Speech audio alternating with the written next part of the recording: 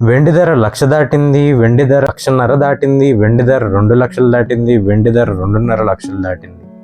వెండిని ఒక లో లెవెల్ ఇన్వెస్ట్మెంట్గా చూసే జనం ఇప్పుడు ఎందుకని జ్యువెలరీగా చూడట్లేదు, దాన్ని ఒక ఇన్వెస్ట్మెంట్గా చూస్తున్నారు? దీన్ని తెలుసుకోవాలంటే మనం 1980కి వెళ్ళాలి. హన్ బ్రదర్స్ సిల్వర్ని కొన్నారు. ఎలా కొన్నారంటే ప్రపంచంలో ఉన్న 1/3 సిల్వర్ని కొనేశారు. దానివల్ల ఏం జరిగిందంటే $5 per ounce ఉన్న సిల్వర్ ప్రైస్ వితిన్ 2-3 monthsలోనే $50కి చేరుకుంది. ఎందుకంటే ప్రపంచంలో సిల్వర్ షార్టేజ్ వచ్చేయడం వల్ల మార్కెట్లో ఏదైతే ఎక్కువ ఉంటుందో దానికి డిమాండ్ తక్కువ ఉంటుంది, ఏదైతే తక్కువ ఉంటుందో దానికి డిమాండ్ ఎక్కువ ఉంటుంది. ఫర్ ఎగ్జాంపుల్ డైమండ్ని తీసుకుంటే చాలా రేర్గా దొరకడం వల్ల దాని కాస్ట్ క్రోర్స్లో ఉంటుంది. 1 ounce అంటే 28.35 grams. అప్పట్లో 1980లో $1 వచ్చేసి $7, $5 అంటే $35. అదే 28.35 gramsని వితిన్ 2-3 monthsలో $350 అయ్యింది, అంటే $50 per ounce అయింది. బట్టి మీకేమర్థం అవుతుందంటే సిల్వర్ షార్టేజ్ వచ్చేయడం వల్ల దానికి డిమాండ్ పెరిగిపోయింది, అంటే మార్కెట్లో తక్కువ ఉండడం వల్ల దాని విలువ అనేది పెరిగిపోయింది. అప్పుడు యుఎస్ గవర్నమెంట్ ఏం చేసిందంటే ఒక రూల్ తీసుకొచ్చింది, రూల్ ఆఫ్ 7. ఆ రూల్లో ఏంటంటే సిల్వర్ని హోల్డ్ చేసే మార్జిన్ రిక్వైర్మెంట్ పెంచేశారు. ఆ రూల్ వల్ల ట్రేడర్స్కి 100% క్యాషే కావడం వల్ల క్లయింట్స్ని హోల్డ్ చేయలేకపోయారు.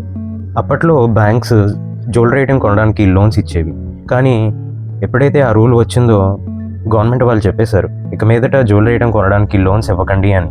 అప్పుడు ఇంకా బ్యాంక్స్ వాళ్ళు రీపేమెంట్ చేయాలి లోన్స్ని అని హన్ బ్రదర్స్ ఇద్దరికి హెవీగా ప్రెషర్ పెట్టింది. దాంతో హన్ బ్రదర్స్ ఇద్దరు హెవీగా లావరేజ్ అయిపోయారు. అది March 27, 1980. ఒక రోజులోనే దాదాపు 50% సిల్వర్ రేట్స్ పడిపోయింది. అలానే వితిన్ 2-3 daysలోనే 80% క్రాష్ అయ్యింది. ఇప్పుడు మన ఇండియా విషయానికి వస్తే ఇండియాలో 95% జనం దాన్ని ఒక జ్యువెలరీ ఐటెం గాను, దాన్ని ఎక్కువగా పట్టీల్లో చిన్న చిన్న జ్యువెలరీ ఐటమ్స్లో, మరి కొంతమంది రాయల్టీని చూపించుకోవడానికి సిల్వర్ ప్లేట్స్లో అండ్ సిల్వర్ గ్లాసెస్లో వాడతారు.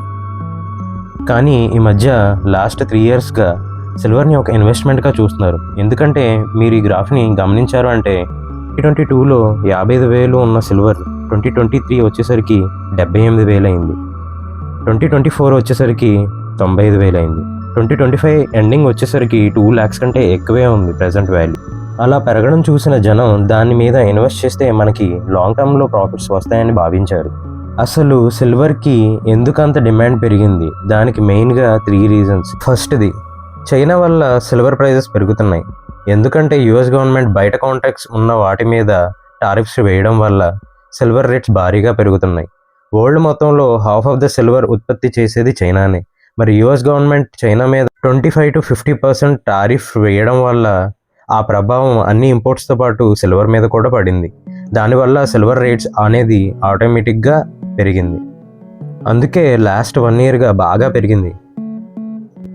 చైనా సిల్వర్ ఎక్స్పోర్ట్ని యుఎస్కి ఆపేసింది, దానివల్ల రేట్స్ అన్నీ ఆటోమేటిక్గా పెరిగాయి. రీసెంట్గా ఎలాన్ మస్క్ కూడా అన్నారు restricting silver is not good అని. అదే మనకి second reason, supply stress and industrial demand. సిల్వర్ని మెయిన్గా ఎక్కడ యూస్ చేస్తారంటే electronic devices, solar power panels, electrical vehicles, medical coatings and data సెంటర్స్లో యూస్ చేయడం వల్ల సిల్వర్కి అంత డిమాండ్ పెరిగింది. ఇండస్ట్రియల్ సెగ్మెంట్లో ఇప్పుడు సిల్వర్ అనేది ఒక క్రూషియల్ మెటల్గా మారింది. ఫ్యూచర్ మొత్తం EVs, solar power panels, electrical devices ఎక్కువగా యూస్ చేయడం వల్ల దాని ప్రైసెస్ అనేవి హెవీగా పెరిగాయి. Third reason, investors and traders. Last 3 yearsగా జనాలు మాసివ్గా ఇన్వెస్ట్ చేయడం మొదలుపెట్టారు. దానివల్ల చాలా ఫిజికల్ సిల్వర్ అనేది ఇన్వెస్టర్స్ దగ్గర ఉండడం వల్ల మార్కెట్లో సిల్వర్ షార్టేజ్ పెరిగి సిల్వర్ ప్రైజెస్ ఇంక్రీజ్ అవుతున్నాయి. ఫైనల్గా ఈ రీజన్స్ వల్ల సిల్వర్ ప్రైజెస్ అనేవి భారీగా పెరుగుతున్నాయి. ఇప్పుడు చాలామందికి ఒక డౌట్ వచ్చింది, ఇప్పుడు సిల్వర్ని ఈ టైంలో కొనొచ్చా కొనకూడదా? ఈ క్వశ్చన్కి చాలా పెద్ద పెద్ద మార్కెట్ ఎక్స్పర్టీసే చెప్పలేకపోతున్నారు. కొంతమంది ఏమో సిల్వర్ని మళ్ళీ 50,000కి ₹1,00,000 వస్తుందని అంటున్నారు.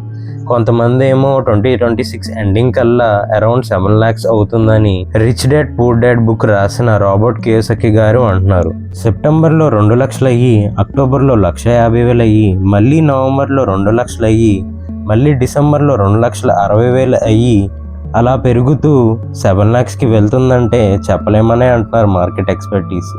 కానీ వాళ్ళ అడ్వైస్ ఏంటంటే ప్రజెంట్ వెయిట్ చేయండి, కానీ ఫ్యూచర్ మాత్రం పెరుగుతుంది అంటున్నారు.